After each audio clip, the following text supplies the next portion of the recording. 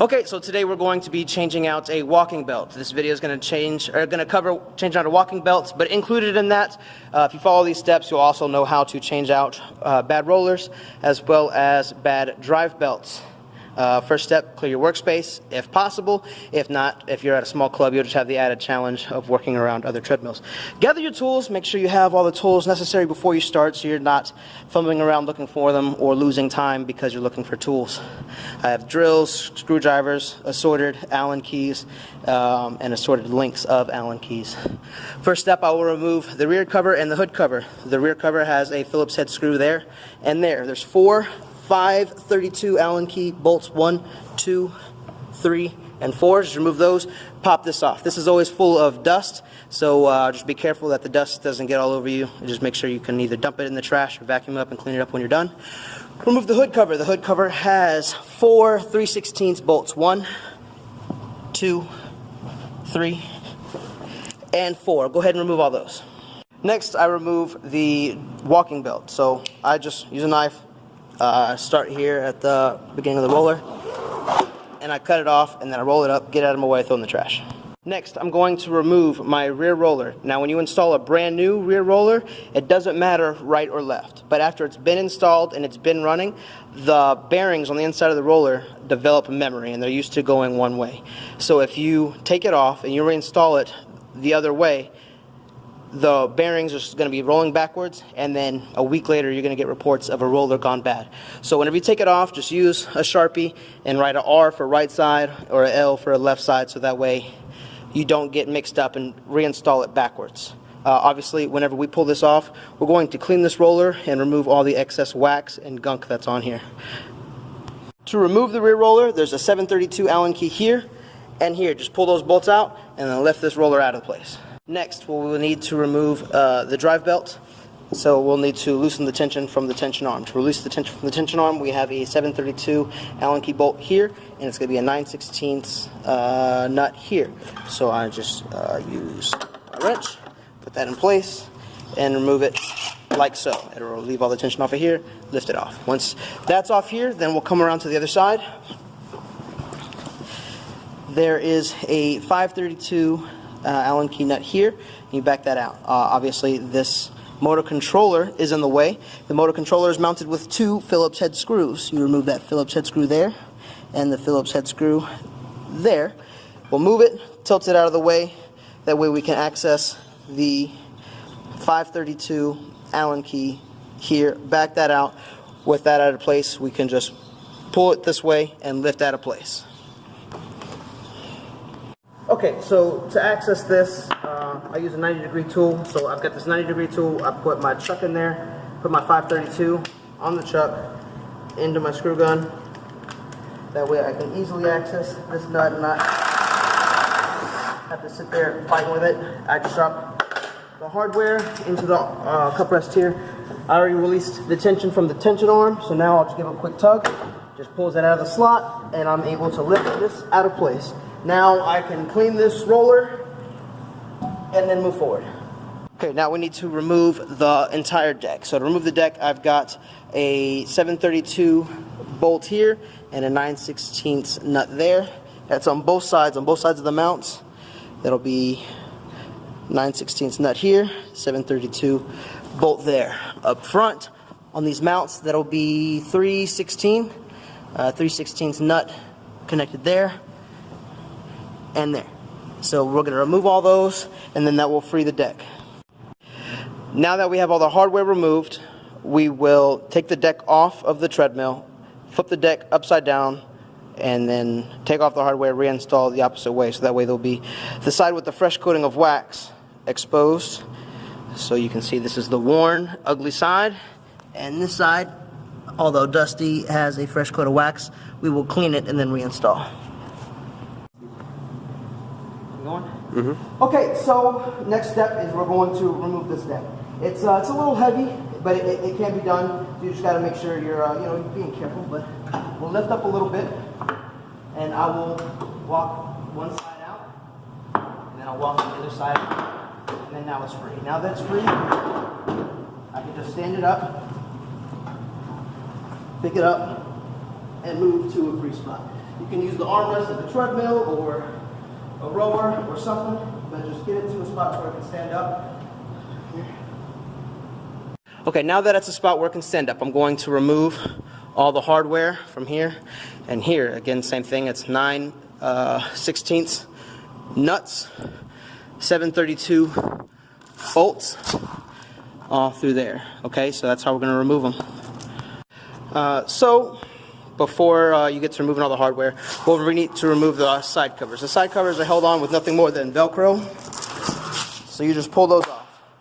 Now there's a bunch of dust built up over here, so before I like to peel this adhesive Velcro off, I like to clean all the dust off so that way there's less dust contaminating the adhesive, because we're going to still need this to stick on the opposite side if you don't happen to have new Velcro with you. I do recommend carrying new Velcro with you in case this adhesive is no good. So I'll clean the dust, remove the adhesive.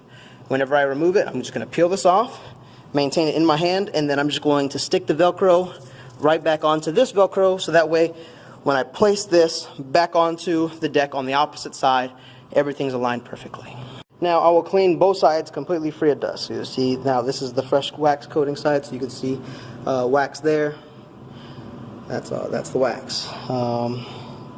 Dust free and dust free on this side. So now we got a nice clean deck ready to go. I'm removing the adhesive. We've already removed the dust, so it's not getting contaminated with dust as I'm pulling it off. So the adhesive should still work on the other side.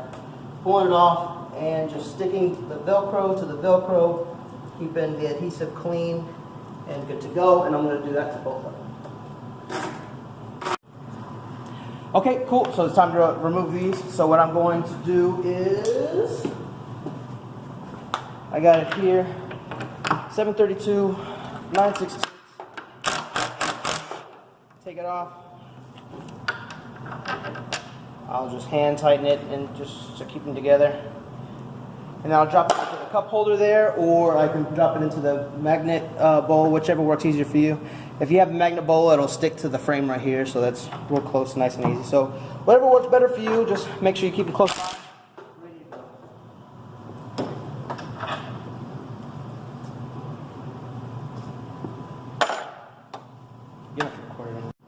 Okay, so now that all the hardware is removed, what I'll do is I will lift this up, rotate it, and then reinstall. Okay, sometimes they're hard to get in place and they're real tight, so you can just use a thick screwdriver to get them aligned. This one is actually pretty loose, so no need. But if they are difficult, you can use a plastic hammer to get them in place, move them side to side. Whatever necessary. Now, also something else to keep in mind while you're here, just looking at it at eye level, these are supposed to have plastic bushings on both sides here, and that's to prevent metal-on-metal contact of the bolt that goes through here to mount it to the treadmill. So it should be plastic bushing here and here, so that way the bolt is touching plastic, and it just keeps noise to a minimum. Without it, you'll hear a bunch of clanking sounds while someone's running on this treadmill. So we want to replace these plastic bushings in order to keep noise to a minimum. We can do that now, or we can do that whenever we reinstall, as long as it gets reinstalled with the plastic bushings, because they're not present. Come in with the tool and tighten them all up. Well, actually, I won't tighten them up until the whole treadmill is installed. So for the time being, when I'm installing the hardware back again, everything is just going to be hand tight, and that's so that way we make sure we have the freedom to make sure everything's aligned. So that way we've got that much play while we're installing the deck. After it's installed and we're sure everything fits properly, then we'll come back and then we will tighten all of these nuts and bolts. For the time being, I want to do it just hand tight, and these are lock nuts and washers, so by hand tight there's still plenty of play here. We just want to make sure they're not falling out on us.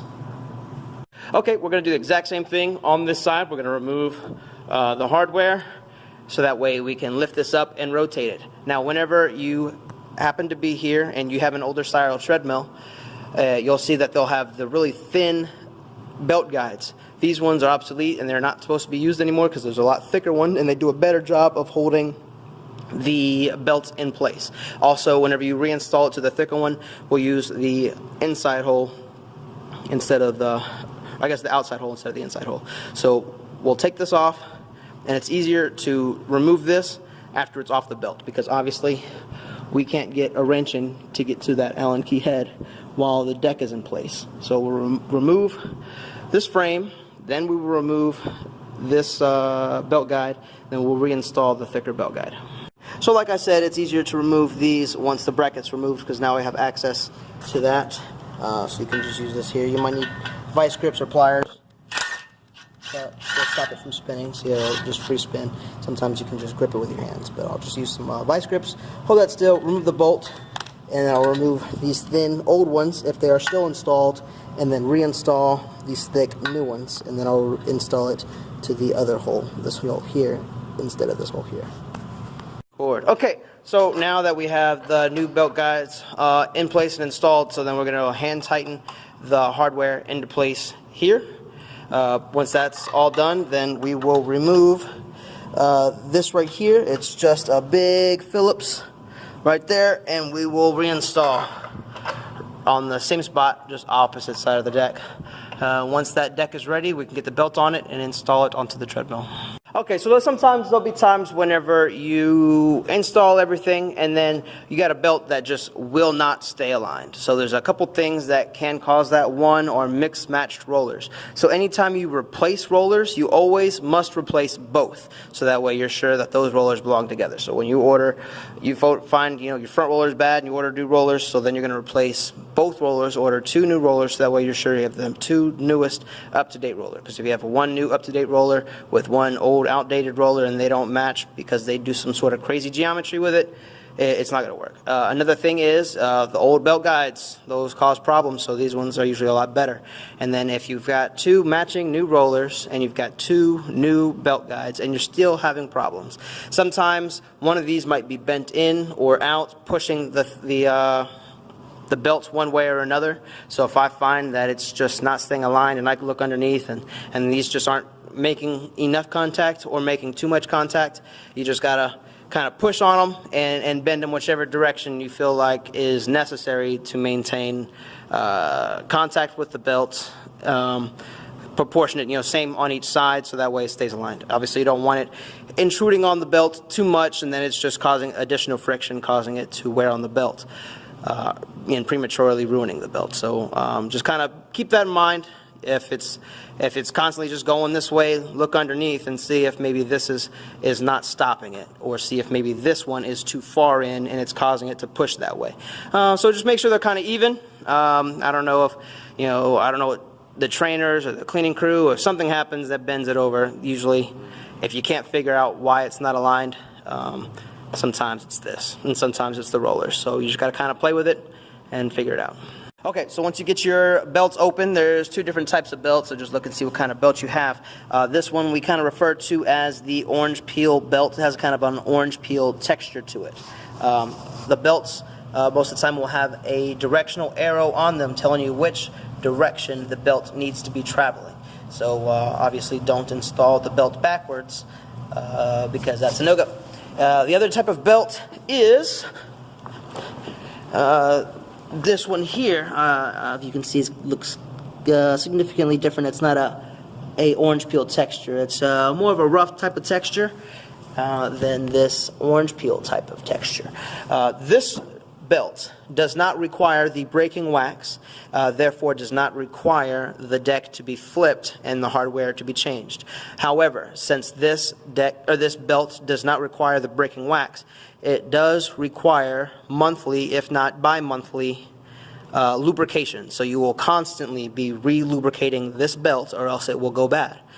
This belt does not require constant lubrication, given that the braking wax is effective and that the tech did their job properly and flipped the board and put fresh wax when they installed the belt. Now granted, you get 1 flip out of the board. After that, the next time the belt goes bad, you will need to install a new board with a new belt in order to maintain the braking wax with the new belt.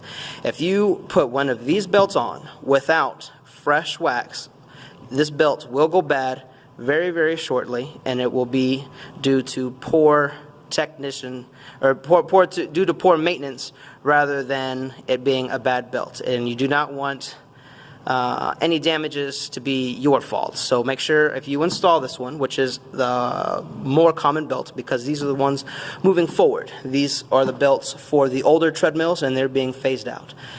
So that's the little rant on the belts. So make sure you always flip the board, do not skip steps, and install a new belt without flipping the board. Okay, so now that we have everything installed, it's all still hand tight, so that way we can mount this to the treadmill and make sure everything lines up perfectly. Once everything, all the hardware is aligned perfectly and it's all mounted, then we'll go ahead and tighten these back down. So for now, I'm going to install the board onto the treadmill. So it can be a little awkward at first. It's kind of heavy, so you just got to kind of get used to it. So what I'll do is I'll lift it up, line it up into place, let that fall into place there. Now when that happens, lots of times the bushings for the rear will come out. These little plastic bushings along here.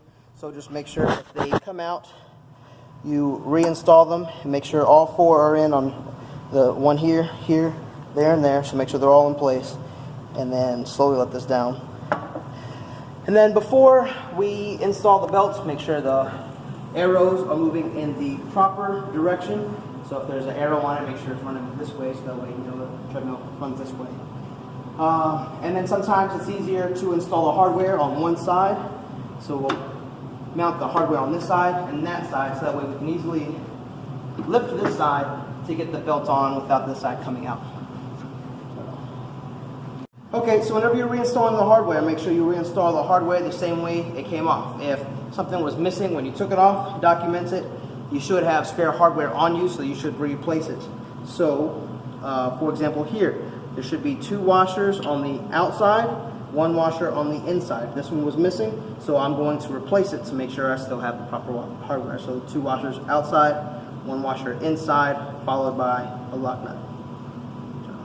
Now this is the reason why we install all the hardware loose, so that way we have the freedom to do this and move everything around to line it up.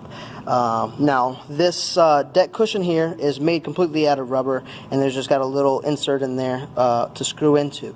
If this is off by a little bit and you try to screw into it and it's cross-threaded, that bit is going to just start spinning inside of the rubber. And then you're going to have to like pry on it to get it off, and then this is now ruined, and then you need to take this deck cushion off and replace with a new deck cushion. So to save yourself the heartache, just make sure that it's aligned good, don't cross thread it, and install it well without destroying stuff. So that's why we install it loose. After everything's in place, then we can tighten down, and then we'll make sure we don't ruin the deck cushions. Okay, now time to install the belt. Just make sure that the arrow is moving in the proper direction, and it is. Both the hardwares are installed on that side, so I can lift this side without worrying about it popping out of place. So I will lift here, feed this belt on.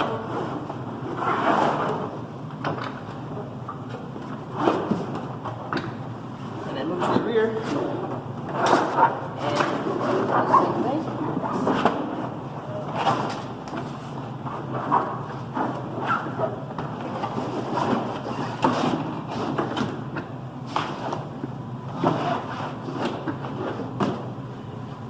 Now that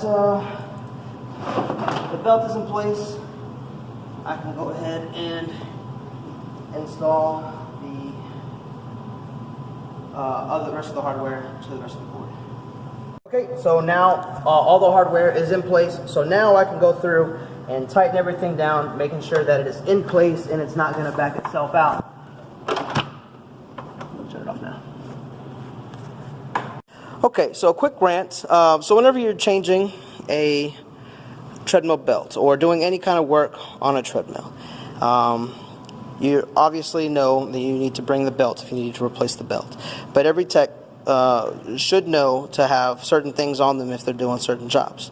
So we know if we're going to be replacing a lift motor, we should have a spare lift pin and a spare lift retaining pin or cotter pin, so that way in case those are bad we can replace them.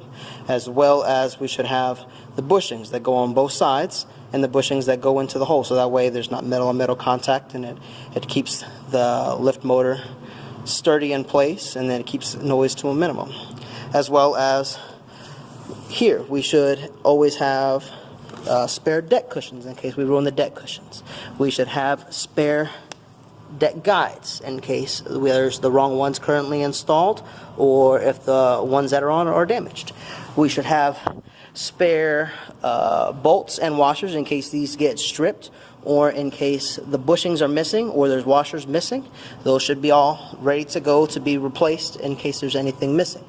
You should have mounting screws for these. You should have mounting screws for the rear covers, because those are often rusted, stripped, or missing.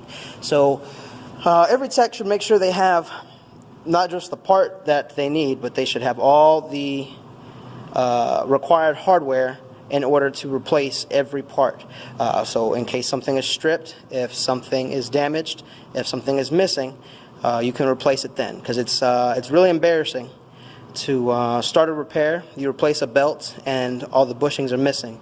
So the next day the club comes in, they use the treadmill with the brand new belt, and it makes loud clanking noises because the tech did not install bushings. Then you have to come back and make a repair on the treadmill that you just worked on.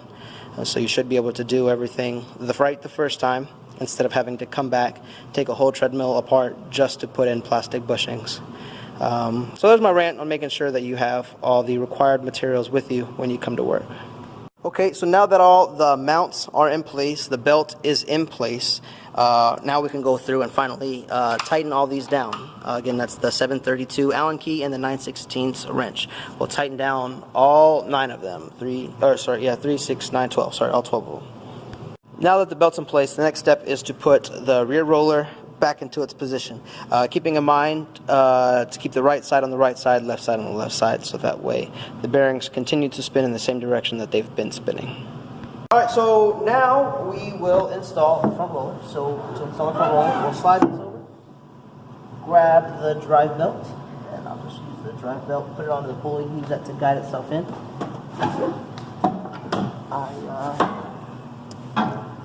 that into place there.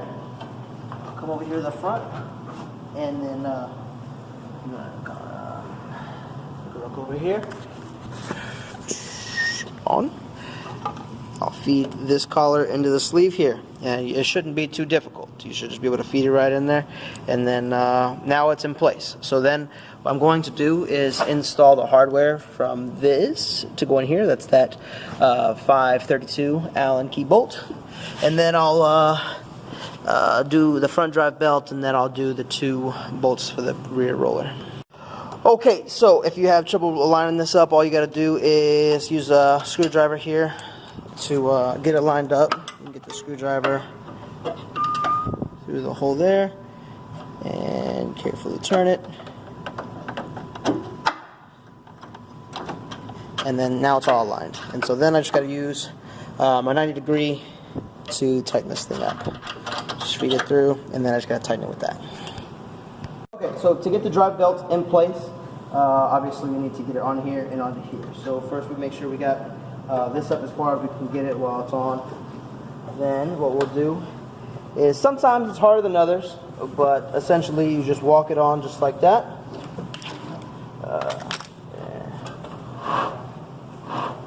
And now it's in place. Easy as that. So sometimes it's a little bit harder, and you might have to use your fist and grip on there, but it should just walk on pretty simple. As long as it's in place the right way, you shouldn't have to struggle too much to get it on. Okay, so now same thing again. If you're having a hard time getting aligned, you can just use a screwdriver. So I use the screwdriver to line up the holes here. So now this is aligned, and this is aligned. Sometimes the thicker one does a better job if it fits. So aligned and aligned.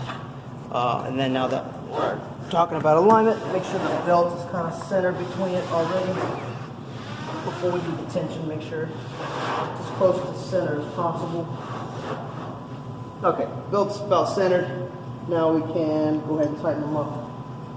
Just be very careful if you cross thread it, and it creates all extra problems for you. So just kind of go slow, make sure it's threading in, and then do the same thing on both sides. If you do happen to cross thread it and you cause some trouble and you ruin the threads on this side of the roller, you do get one retry, because then you can just turn that over and then you have fresh threads on the other side and you can retry. If you mess it up twice, then you're going to have to re-tap it and to fix the threads. You shouldn't be that careless to destroy the threads on there, so that really shouldn't be necessary. But if for whatever reason you accidentally cross thread at one time, you can flip it over to the other side and use the threads on the opposite side. Okay, so every new belt will come with white lines spaced out, and it'll be on both sides. So how you find your proper tension on a brand new belt is make sure you have your measuring tape. And it needs to be exactly 36 inches between these two and these two. And so that way you stretch it out the exact amount. So you'll just measure them these two, and then you'll tighten accordingly if it needs more or less. So rather than putting the end of the measuring tape, come closer so you can see. This is inaccurate because it moves back and forth and it's not exact. So I will put the 1 on the line. So that means it should be 37 over here. So if I look, I have to continue to tighten until that line matches up with the 37. So I'm going to give it a couple turns and check it again. Okay, so I've got the 1 lined up on the line. So that means 37 should be on the line here. A tad shy, so I'll give it another bit. Now let's take a look. 1 on the line. 37. Still seems like a tad shy. So 1 more little bit. And that should be all it needs. So let's check both sides. 1 line. 37. 1. Looks good. Now on the other side.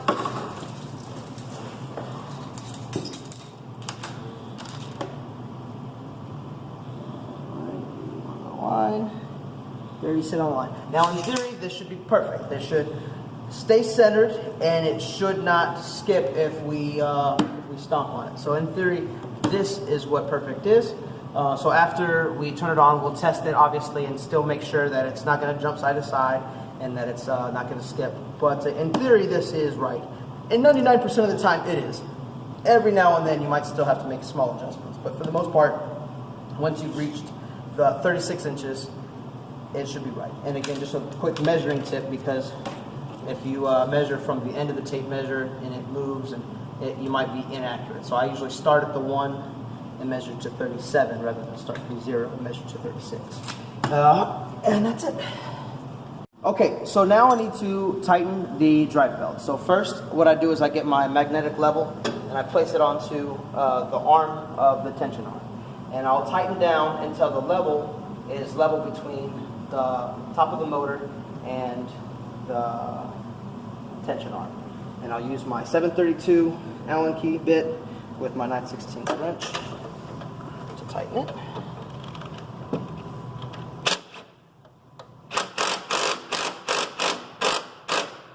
Alright, so once I've reached that, now it's time for me to test the belt. Go ahead and turn that on. Okay, so please reference the other video that I have for the way to check the proper tension of the drive belt, but in a nutshell, you start with the level, make sure the tension arm is level with the motor hood, or just the motor, I'm sorry. And then from there you can adjust. There's a Hertz meter, it's on an app on a phone called Tension Meter, and then you'll use the flick of the belt, like so. And then the Hertz meter will measure that, and it'll tell you whether or not the sounds correctly, whether it's tensioned properly or not. Again, reference the other video. Now that this is properly tensioned,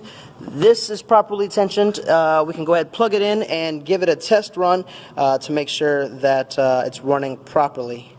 Yep. Okay, so we can go ahead and put these rails back on too before we test it out, just to makes it easier to see, make sure the belt's staying aligned. These will have a little post in them, and that little post will fit into this little hole here.